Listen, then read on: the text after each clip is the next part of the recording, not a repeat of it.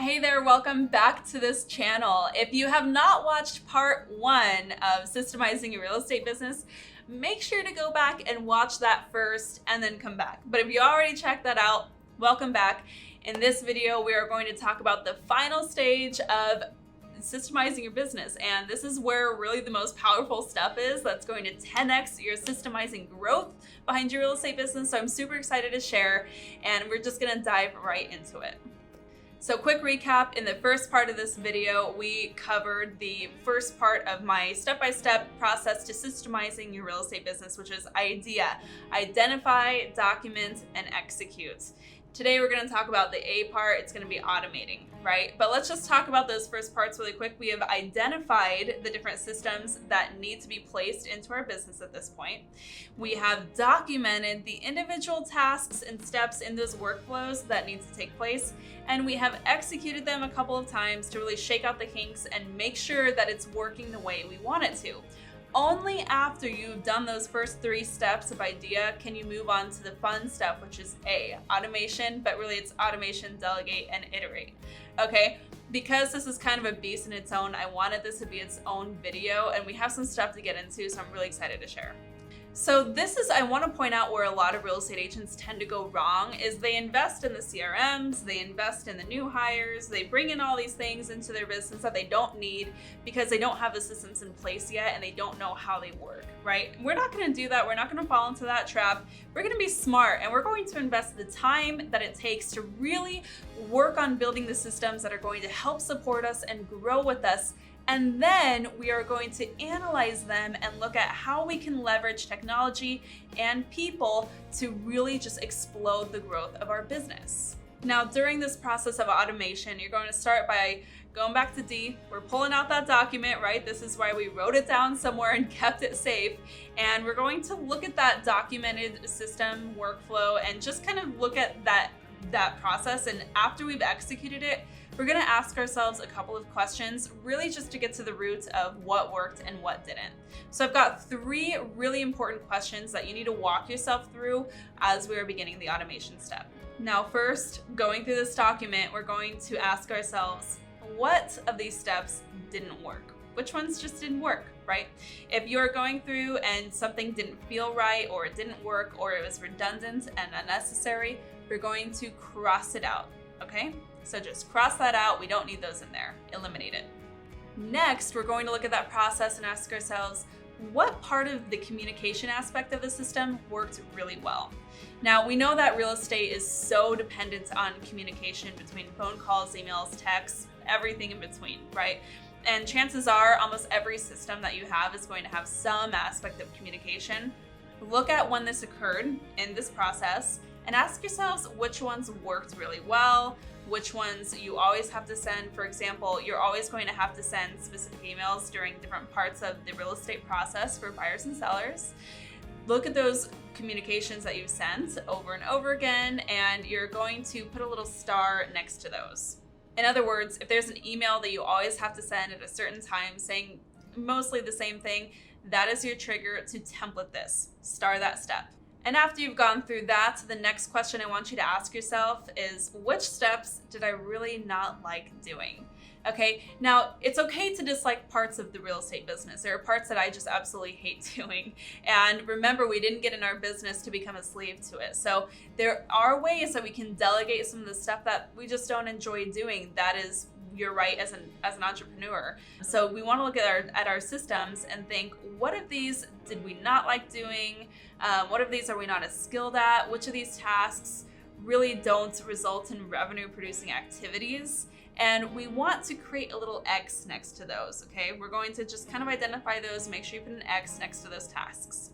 Okay, so what did we do? We've looked at our document, we have removed anything that was redundant or unnecessary. We have identified different things that can be templated for ease of use, and we have identified a couple of steps that could possibly be delegated either by technology or by another person. Now at this point, you have some decisions that you can make on how you want to leverage technology and people to help you get more work done and work smarter, not harder. Now, the most obvious answer here for leveraging technology in real estate is a CRM. A CRM can take a lot of the heavy lifting off of your communication, which is, let's face it, like half of the real estate business in general. And so as you're looking at your system, you can really understand what kind of CRM you need and what features you need to help take a lot of that heavy lifting off of your plate. You can use CRMs to help keep all of your email and text templates. You can schedule task reminders for communications that need to go out at specific times, and you can even automate your follow-up for months or years at a time for colder leads that don't need a lot of your direct involvement. Luckily for you, I have a great extensive video all about how to set up your CRM for success here, so make sure you check that out, and I have a great guide that goes along with that too that's totally free to download. Check that out after this video. Now, what about everything else, right? There's a lot of other stuff in your business that can be automated or delegated using the help of technology and other people that isn't downright communication that belongs in your CRM. Okay, so there's a couple of different things that I like to recommend here in terms of certain task reminders, or maybe things like content calendars for your marketing strategies, or other things you just need to remember to do at specific times. You might look at a task management system like Asana or Trello. These are both really good options for real estate agents, and they have free offerings to help you implement these into your business. And now you're just going to do this process over and over again. You're going to look at your tasks, look at all of your systems, and automate as much as you possibly can using technology before you ever think about hiring somebody. Okay, now I know that in real estate, we want to make sure that we are extending opportunities for other people. We want to be able to help enrich the lives and professional lives of other people by hiring and cultivating their growth as well. But at the end of the day, this is a business, and a lot of what you can do should be handed to technology first, because we want to be profitable and we want to give ourselves the breathing room that we need in order to scale our business before we start doing costly hires. The other thing about delegation to people is the training process can take a little while, and salaries are typically the highest cost in any business. So we just want to make sure that when we are truly ready to make those hires, we're doing them the right way so that we can get the right people in those positions and keep them there for as long as they need a place.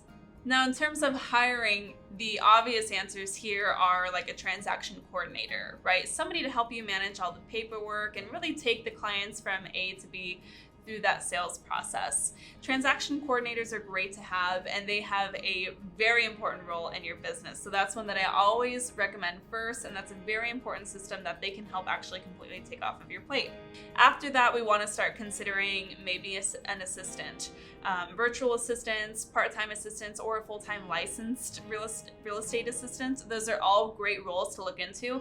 But the difference now is that you have the systems in place, you have the documented systems in place to know exactly how much heavy lifting you need in order to hire the right person. So again, as you're automating, make sure that you're really being honest with yourself and looking at these step-by-step processes that you've created for yourself, so that you can make great decisions on who you hire and you can invest in your business a smart way.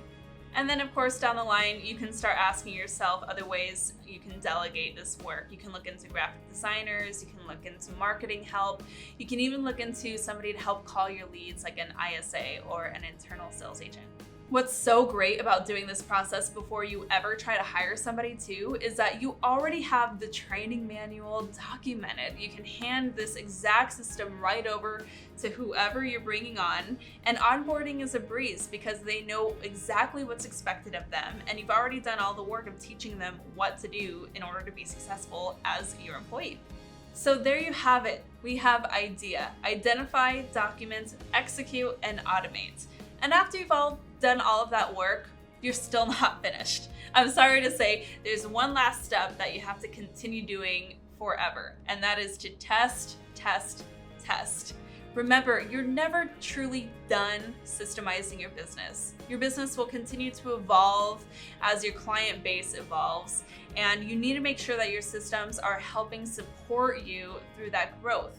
And so I want you to constantly be setting time aside in order to monitor what's working in your business and what's not.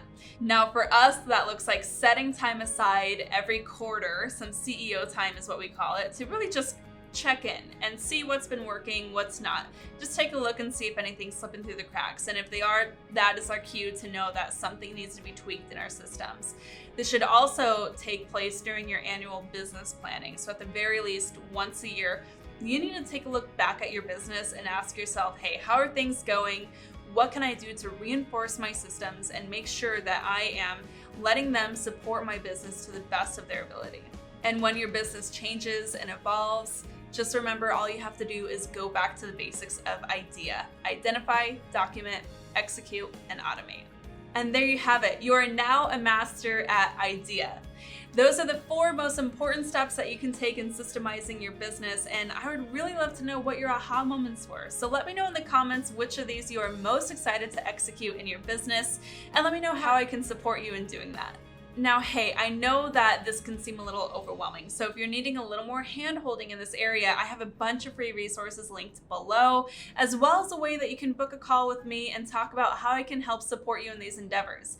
My program is designed to help real estate agents implement systems just like this to fast-track their growth and their success, and I would love to be a part of your success story as well. So check out a link below. We can chat and see if working together is a good fit.